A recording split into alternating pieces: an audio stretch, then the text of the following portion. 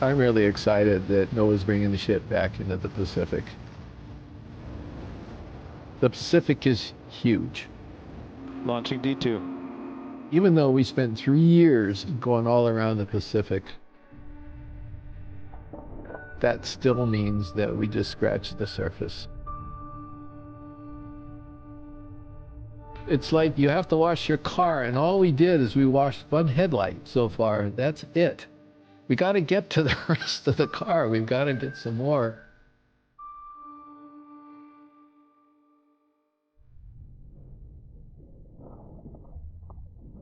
What brought us to the Pacific originally back in 2015 was a foundation of information that was missing. And we were working under a campaign called Capstone. Capstone stands for the Campaign to Address Pacific Monument Science, Technology, and Ocean Needs. We were asked to come into the area in order to help expand the exploration footprint.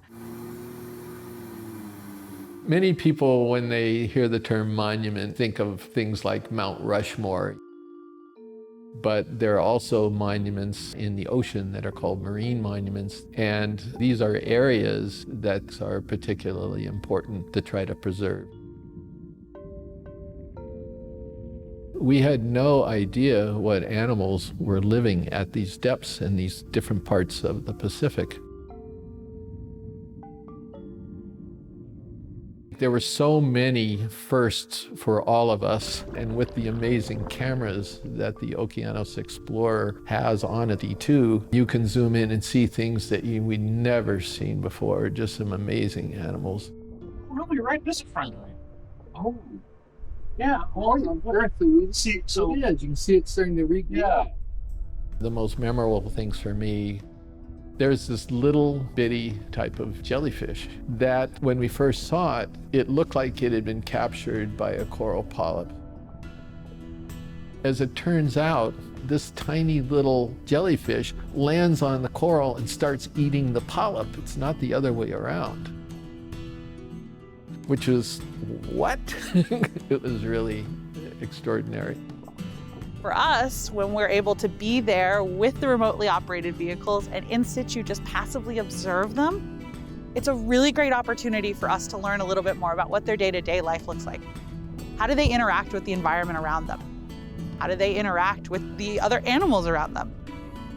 I love that we get the opportunity to do that because frequently we find out that there are things beyond what we expected down there, which is really exciting. Pilot drive aft and centerline. Copy, driving aft and centerline.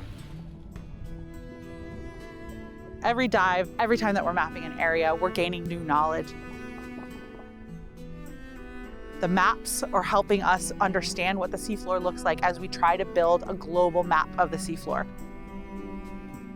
And then we can start building the picture of what the ecosystem looks like. A lot of the ecosystems are driven and controlled by the geologic factors. So you have to understand what the geology looks like in order to place in context those ecosystems that you're looking for. 70% of our planet is water. Specifically, most of it is deep sea.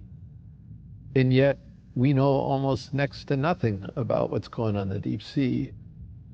The way I sort of like to put it is, if you don't know anything about the deep sea, you don't know a whole lot about the planet that you're living on. The deep sea is very likely playing an absolutely crucial role to the planet's health. But we don't know that because we haven't been down there enough. And then now, in particular, the protection that the deep sea has always had, they're disappearing because our technology is developing to the point where commercial exploitation is becoming possible. So it's a race.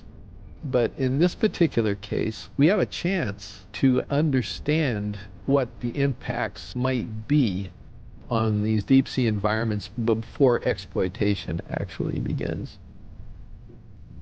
And that's one of the reasons why I think it's so important to learn what's down there and understand what's going on.